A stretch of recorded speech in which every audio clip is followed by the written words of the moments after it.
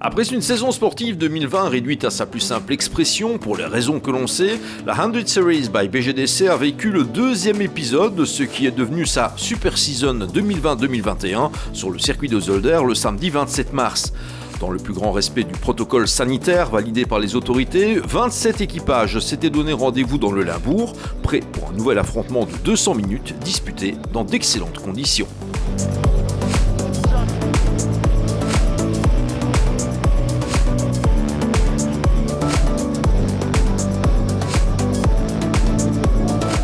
Au terme des qualifications, c'est la marque BMW V8 numéro 7 de Chris Van Munsell, Dirk Mertens et Maurice Van Ekdom qui s'est montré la plus véloce, mais Mertens se fendait d'un départ prudent, d'emblée menacé par la nouvelle Porsche Cayman numéro 169 de Nicolas Van Dierendonck.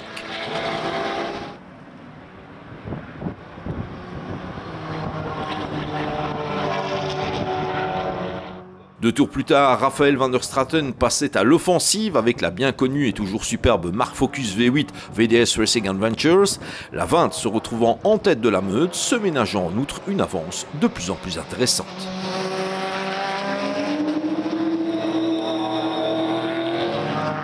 Le danger allait en fait venir depuis l'arrière de la grille de départ. Handicapée par des soucis électriques lors des qualifications, la Porsche Cayman numéro 16 de Fred Bouvy se lançait dans une folle remontée, gagnant position après position, au point de menacer, puis dépasser la Focus V8 aux commandes de la course. Pas de doute, Bouvy reste l'un des maîtres du circuit en Belgique et sa nouvelle Porsche No Speed Limit affiche un sacré potentiel.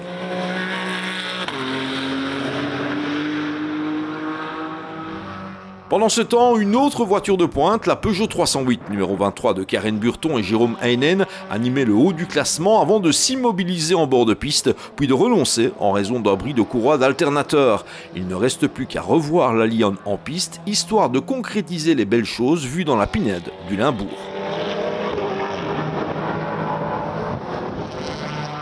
Au cap de la mi-course, nouveau rebondissement avec la sortie de piste de Denis Van Moll, l'équipier de Fred Bouvy, qui échouait dans le bac à gravier du virage Bianchi.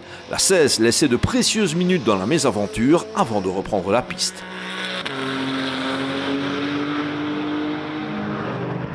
Et la marque BMW V8 numéro 7 dans tout ça. Maurice Van Ekdom relayait Dirk Mertens, mais l'aventure s'arrêtait de manière précoce pour le bolide d'origine australienne qui finissait par regagner le paddock pour le compte, mécanique en rade. Dans ces conditions, rien ni personne ne semblait en mesure de contrecarrer les plans de la Focus V8 de Raphaël van der Straten et Pierre-Yves Paak, l'inédit duo se dirigeant vers une autoritaire victoire jusqu'à un incroyable coup du sort à 5 petites minutes de la fin de la course.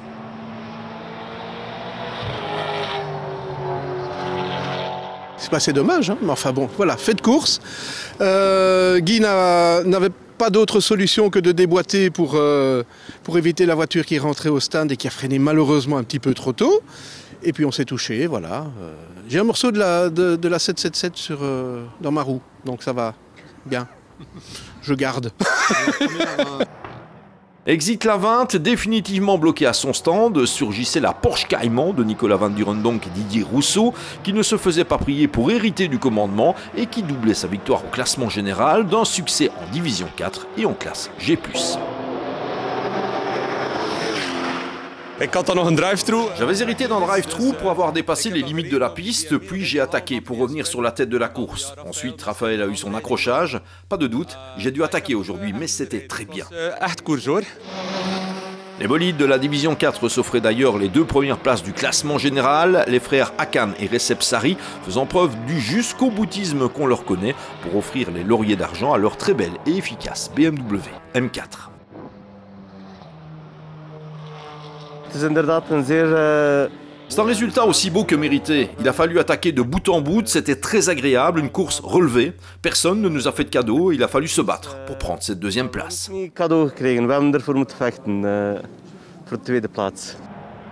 Le top 3 de la D4 était complété par une autre Porsche Cayman, la 63 de Günther Vandenberg, Arthur Peters et Koen de Mulder, qu'on espère revoir très vite aux affaires.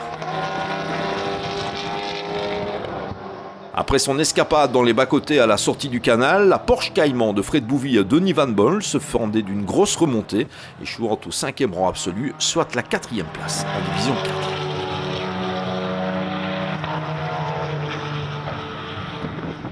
Première apparition en 100 Series pour la BMW M2 CS Racing flambant neuve de la famille Werks, qui a fait honneur au potentiel de la dernière année de Munich avec une 7e place absolue et le 2e rang en classe X. L'incontestable bonne surprise des Terlam N200 était servie sur un plateau d'argent par la famille Mazouin, qui engageait pour la première fois en course cette Volkswagen Golf GTI. Papa Michael et ses enfants, Louis et Camille, en faisaient un excellent usage, au point de remporter une division 2 très convoitée, mais aussi achever l'épreuve sur la 3e marche du podium général. Une sacrée performance et la promesse de revoir en piste cette Golf numéro 17 qui a su attendre son heure et éviter les embûches. Ça fait plaisir de sortir cette machine parce que ça fait 4 ans qu'on est propriétaire et malheureusement on voulait, et surtout moi, faire le TCR Benelux. Cette épreuve n'a plus existé à partir du moment que j'étais prêt à rouler et donc je me suis dit avec mes enfants, un peu d'expérience déjà en Fun Cup, je dis tiens on va voir de quoi on est capable afin d'éventuellement faire d'autres courses dans cette catégorie. C'était une course pleine de rebondissements déjà et puis c'est une voiture qui est quand même vachement plus puissante que la Fun Cup et une traction, donc un style de pilotage différent. Et il a fallu un peu de temps pour s'adapter, mais on prend son pied quand on roule là-dedans, ça c'est sûr. C'était notre première course dans le championnat BGDC, et donc oui, on voulait faire le meilleur de nous-mêmes, à mon avis comme chaque concurrent. Mais c'est vrai que être 3e au final au général, on est vraiment content d'être arrivé là. Oui. L'après-midi n'a pas réellement été de tout repos pour la toujours très belle Seat Leon 444 de Manfred Verbeek et Denis Metz, qui a alterné les hauts et les bas à domicile pour finalement conclure l'épreuve au ralenti, mais s'offrir malgré tout les lauriers d'argent en division 2. Lors des 3 derniers tours, je pense qu'une bougie était cassée. J'ai dès lors été contraint de faire preuve de prudence pour pouvoir finir. Heureusement que cela est arrivé en toute fin de course, car plus tôt, il aurait été compliqué de rallier l'arrivée. Het zou nog veel erger geweest zijn als het midden in de koers was geweest, want dan hadden we natuurlijk geen goede uitslag gehad. Dat klopt, eerste is altijd beter natuurlijk, hè. Ja. Maar enfin, ja. Premier, cela aurait été mieux évidemment, mais bon, nous sommes super contents pour une première course cette année. C'était ok. Ja, dat is oké, hè. Les autres bolides de la classe E en division 2 n'ont guère été épargnés, avec pas mal d'ennuis et également une fin de course au ralenti pour l'Audi RS3 LMS numéro 102 de Damien Dussoul et Roberto Nalle, qu'on se réjouit de revoir dans de meilleures conditions.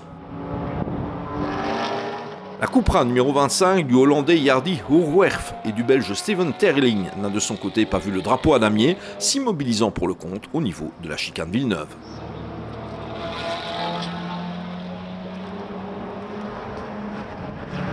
Quant à la petite Peugeot 207 Turbo numéro 70 de Patrick Van der Reyken et Nicolas Lamonica, elle est versée dans une catégorie où son seul objectif est de rallier l'arrivée en ordre utile face à des bolides bien plus puissants, chose que la Lyon a pu réaliser dans le Limbourg.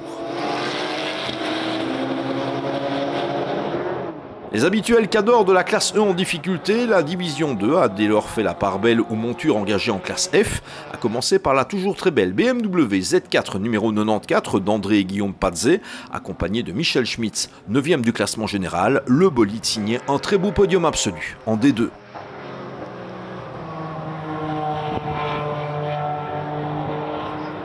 C'est la BMW M3 numéro 39 de Roland Van Asch, Johan de Kerpel et Jeff Van Mechelen qui prenaient la 2e place de classe, devançant de très peu la Seat Leon Super Copa Mark II numéro 27 d'Éric Debouc et Jean-Luc Peigneur.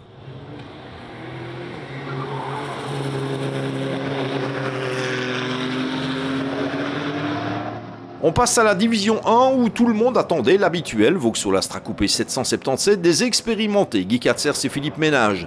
Des soucis électriques allaient néanmoins rapidement perturber la progression du bolide blanc qui finissait par être impliqué dans l'imbroglio avec la marque Focus de Van der Straten en fin de parcours. Course à oublier donc.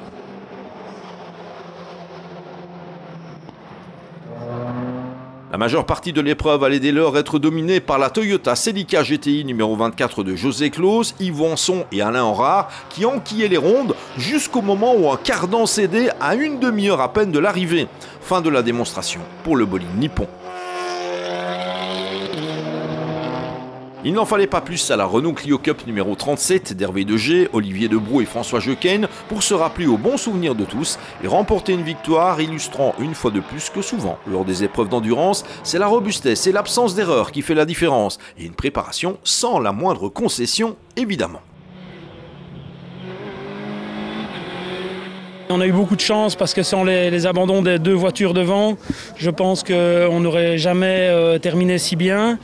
Mais on prend, hein, c'est vraiment, on est super contents et on était très réguliers, on n'a pas fait d'erreur, on était bon à tout niveau.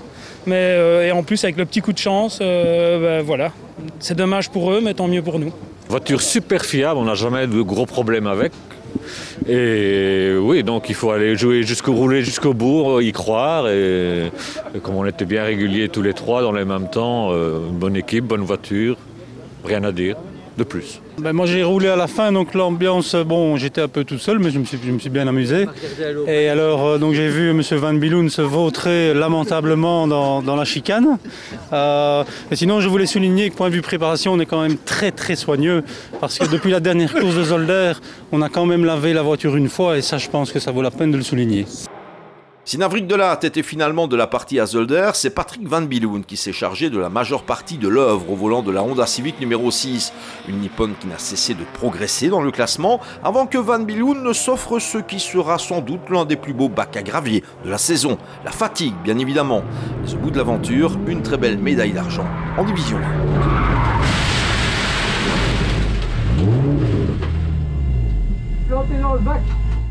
Mon partenaire m'a remis la voiture à une bonne place et puis il était fatigué, j'ai fini la course, je crois que j'ai roulé 2 heures et une poussière. Je suis fatigué mais c'était bien gai. J'ai pris un de ces bacs pendant la course, mais on m'a vite sorti donc ça n'a rien coûté. C'est la Renault Clio Cup numéro 510 de Nicolas Busquart, Nicolas Van Zandijk et André Fernandez qui complétaient le podium de la classe B, réservé aux bolides de 2 litres de cylindrée.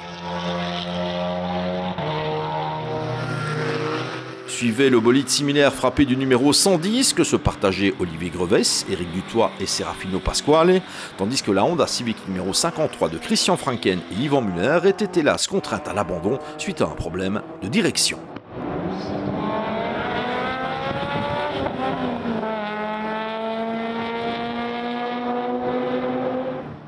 Bien fournie, la classe A, plus petite catégorie de la 100 Series, qui réunit les voitures de 1600 cm3, faisait elle aussi des dégâts pour finalement couronner la Renault Clio numéro 69 du Hollandais d'Andorre Rogier van Kuijk et du Belge Thomas Leeten.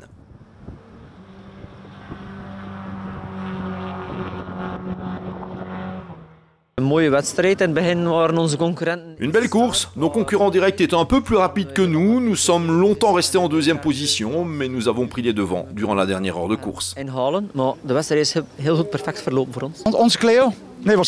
Notre Clio a bien fonctionné, Thomas l'a très bien préparé, lors du dernier relais, il a tout simplement volé.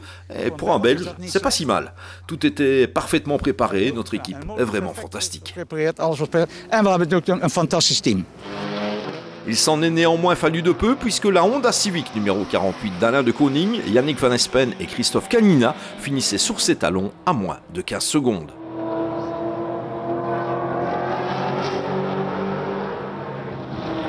Abandon par contre pour l'insympathique Suzuki Baleno numéro 232, berger BGDC Young Driver, néanmoins classé en 3e position de la classe A.